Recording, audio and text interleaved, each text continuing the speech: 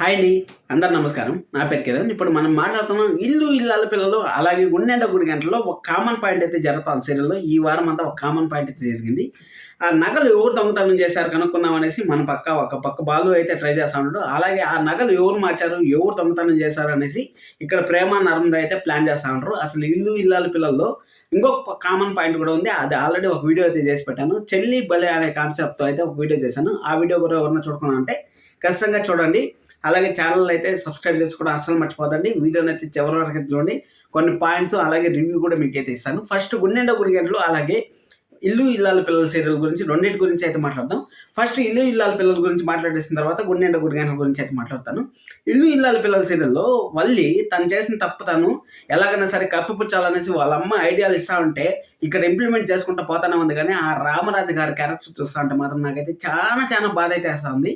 ఒక తండ్రి ఆ పిల్లల్ని అర్థం చేసుకోకపోతే బల్లి ఏం చెప్తే అది మా మామయ్య గారు చొక్కాయిని ఇలా చింపేస్తారు, మా మామయ్య గారు చొక్కాయిని ఇలా చింపేస్తారు అంటే అయ్యో నా చొక్కాయిని మళ్ళీ ఎక్కడ చింపేస్తారు అని మన రామరాజు గారు భయపడిపోతారు అన్నట్టుంది.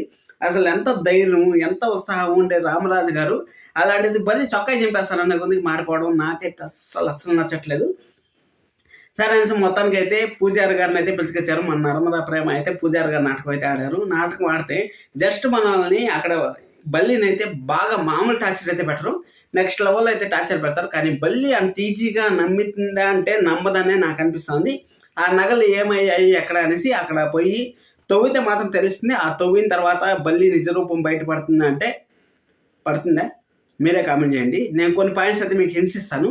అంటే బల్లి నిజరూపం బయటపడుతుందా, బల్లికి బ్యాడ్ టైం ఎలా స్టార్ట్ అయింది అనేసి ఒక క్లారిటీ అయితే మీకు ఇస్తాను. శనివారం ఎపిసోడ్లో, శుక్రవారం ఎపిసోడ్లో వాళ్ళ నాన్నగారు పోయేసి బల్లి వాళ్ళ నాన్నగారు పోయేసి ఇడ్లీ బాబాయ్ పోయేసి అక్కడ 10 లక్షలు ఇస్తే 20 లక్షలు చేస్తా అనేసి ఒక మాయా ఏమో పేరు ఉంది అతని పేరు మాయా దీపమో ఏదో ఒక పేరు ఉంది. అట్లా మాయ చేసే వాళ్ళ దగ్గర పోయేసి డబ్బులు అయితే 10 లక్షలు అయితే ఇచ్చి మొత్తం డబ్బులు అయితే పోగొట్టుకొని అయితే ఇంటికి తిరిగి వచ్చాడు. నేను ఎక్స్పెక్ట్ చేసింది ఏమంటే ఆ నగల విషయంలో కొంచెం ప్రాబ్లం అయితే క్రియేట్ అవుతుంది కాబట్టి మన రామరాజు గారు ఇచ్చిన నగలు ఆ డబ్బులతో 10 లక్షలతో మన బల్లికి అయితే నగలు కొనేసి ఆ నగల ప్లేస్లో ఒరిజినల్ నగలు పెడేస్తారేమో, అంటే డూప్లికేట్ నగలు కాకుండా ఒరిజినల్ నగలు తెచ్చేస్తారేమో.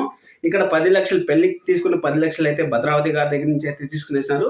అలాగే నగల కోసం అనేసి మన రామరాజు గారి నుంచి దగ్గర తీసుకొని వల్లికి ఎలాంటి ప్రాబ్లం లేకుండా అంతా సాల్వ్ చేశారు అనుకునే లోపలే ఆ నగల డబ్బులు అయితే పోగొట్టుకొని అయితే వచ్చాడు. డబ్బులు పోగొట్టుకొని రావడం వల్ల చాలా చాలా చాలా చాలా ప్రాబ్లంలు అయితే పడిపోతున్నారు అనేసి మనకైతే తెలుస్తుంది. వాళ్ళు అది అయిపోయిన తర్వాత వల్లి ఖచ్చితంగా దొరికిపోతుంది అంటే నాకు తెలిసినంత వరకు ఇప్పుడు దొరకదు. దొరికినా కానీ అది నగలైతే దొరుకుతాయి కానీ వల్లి పేరు అయితే బయట రాదనేసి నాకైతే క్లారిటీ అయితే వస్తుంది.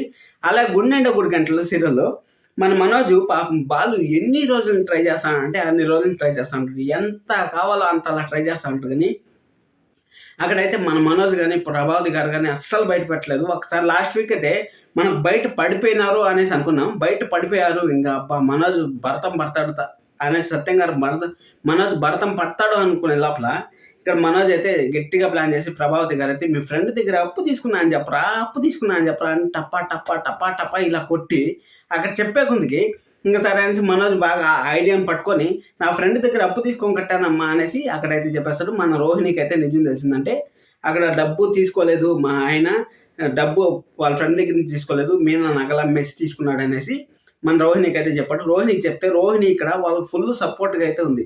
అంటే సపోర్ట్గా ఉందంటే ఎలా ఉంటుందంటే అంటే బాలు నిమ్మకాయ తెచ్చిపెట్టాడు కదా, నిమ్మకాయ తెచ్చిపెడితే ఏం జరిగిపోతుంది అనేసి వీళ్ళంతా భయపడిపోతా ఉంటారు కదా. ఆ భయపడిపోతా ఉంటే మన మనోజు ఎలాగైనా సరే ఆ నిమ్మకాయని ఎత్తుకుపోయి బయట వేసేద్దాం అనేసి అయితే ప్లాన్ చేశాడు మనోజు. అలాగే ప్రభావతి గారు ఏం ఫిష్ వచ్చినట్టు ఇలా చేతులు పడిపోయినట్టు ఆ విధంగా యాక్ట్ చేసి వాళ్ళు భయపడిపోయి ఆ నిమ్మకాయని ఎత్తుకుపోయి బయట వేసేద్దాం అనుకుంటే అక్కడ వీళ్ళు ఆల్రెడీ బాలు అందరిని పిలుచుకొచ్చి అక్కడైతే హాల్లో అయితే నిలుచుకున్నారు. లైట్ చేసేకి వాళ్ళ బండారం మొత్తం బయటపడిపోయింది అబ్బా, మొత్తం బయటపడిపోయింది. అప్పుడు మనోజ్ అయితే నోట్లో నుంచి అయితే కక్కినాడు. అంటే నేను అమ్మేశాను, మీనా బంగారం అమ్మేశాను అనేసి ప్రభావతి గారికి అలాగే మనోజ్కి అయితే సోమవారం ఎపిసోడ్లో చుక్కలు అనేది చూపిస్తారు. అసలు సత్యం గారు సైలెంట్గా ఉండి అంటే పులి బోన్లో నుంచి బయటకు వస్తే ఎలా ఉంటుంది విశ్వరూపం చూపిస్తుంది కదా, ఆ విధంగా అయితే మన బాలు అయితే సత్యం గారి దగ్గర దెబ్బలు కూడా తిన్నాడు, అన్నీ చేశాడు. కాబట్టి ఆ బాలులో ఉండే కోపం అంతా మన సత్యం గారిలో నుంచి బయటకు వచ్చిందంటే ఎలా ఉంటుంది అనేసి మనకైతే చూపించిపోతున్నారు. మండే ఎపిసోడ్ వెరీ ఇంట్రెస్టింగ్గా ఉండిపోతుంది. మన రోహిణికి అలాగే ప్రభావతి గారికి అలాగే మన మనోజ్కి అయితే ఇత్తడి అయిపోతుంది. ఖచ్చితంగా సబ్స్క్రైబ్ చేసుకుని రేపు కానీ మంచి ఇంట్రెస్టింగ్ వీడియో వచ్చిందంటే మన ఛానల్లో వీడియో అయితే వస్తుంది. గుండెండు 3 గంటల్లో ఫస్ట్ టైము మన బాలుకి అయితే ఒక పాజిటివ్నెస్ అయితే వచ్చింది. దొంగలు దొరుకుతారు అంటే ఖచ్చితంగా దొరుకుతారు. శ్రీవల్లి మిస్ అవుతుందని నాకు అనిపిస్తుంది. మీకేమనిపిస్తుంది? శ్రీవల్లి దొరుకుతుంది అనుకుంటున్నారు లేదనుకుంటారు? కింద కామెంట్ చేసేయండి. లైక్ చేయడం అస్సలు మర్చిపోతుంది. Thank you so much. Love you all. Bye by.